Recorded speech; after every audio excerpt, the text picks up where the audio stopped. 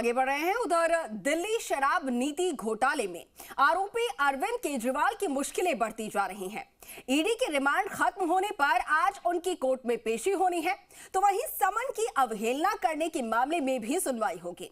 और इसके अलावा केजरीवाल को मुख्यमंत्री पद से हटाने की मांग को लेकर दायर याचिका पर भी दिल्ली हाई कोर्ट में सुनवाई होगी।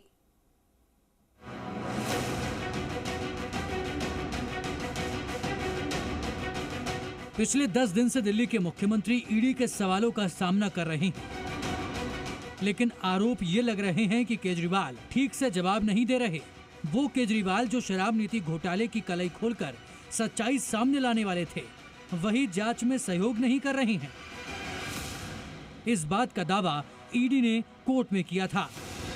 आज केजरीवाल की ईडी रिमांड खत्म हो रही है और सुबह 11:30 बजे राउज एवेन्यू कोर्ट में पेश किया जाएगा। ऐसे में ईडी फिर से रिमांड की मांग करेगी, क्योंकि मुख्यमंत्री सीधे सीधे जवाब नहीं दे रहे हैं। इसके अलावा ईडी के 9 समन की अवहेलना करने को लेकर भी राउज एवेन्यू कोर्ट में 2 शिकायतें दायर की गई हैं।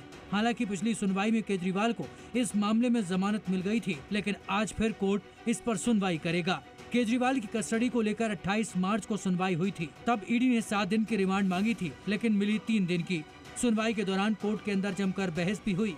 केजरीवाल ने अपना पक्ष रखते हुए ईडी पर कई गंभीर आरोप लगाए और खुलासे के नाम पर इस घोटाले में बीजेपी को घेरने की कोशिश की। दिल्ली के सीएम ने कहा, ईडी की जांच के बाद असली शराब घोटाला शुरू होता है। ईडी की जांच के 2 मकसद थे, आम आदमी पार्टी को भ्रष्टाचारी साबित करना, जांच की आड़ में उगाही रैकेट चलाना और पैसे इकट्ठे करना। शरद रेड्डी को 2 वजह से जमानत मिली। एक, शरद रेड्डी ने मेरे खिलाफ बयान दिया।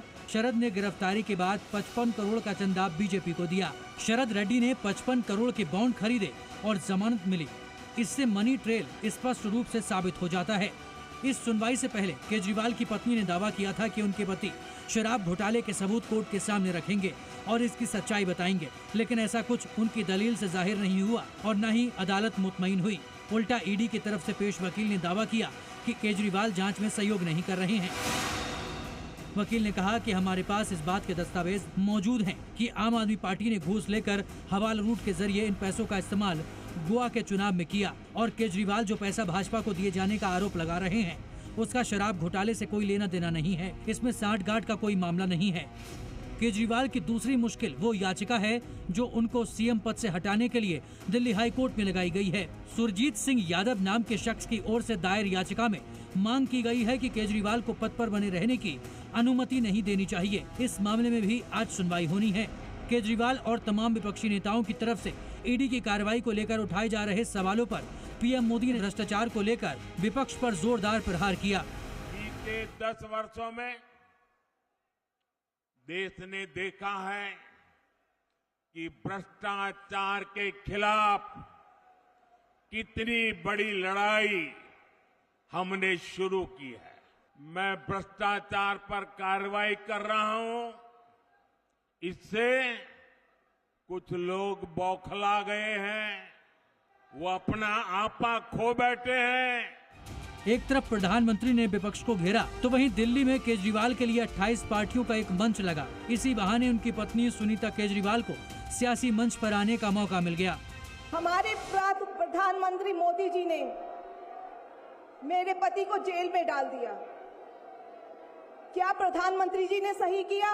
ये बीजेपी वाले ये कह रहे हैं कि केजरीवाल जी जेल में हैं, इन्हें इस्तीफा देना चाहिए। फिलहाल आज केजरीवाल की कोर्ट में पेशी होनी है। देखना होगा कि दिल्ली के सीएम को जमानत मिलती है या अभी हिरासत में ही रहना पड़ेगा। ब्यूरो रिपोर्ट, जी मीडिया।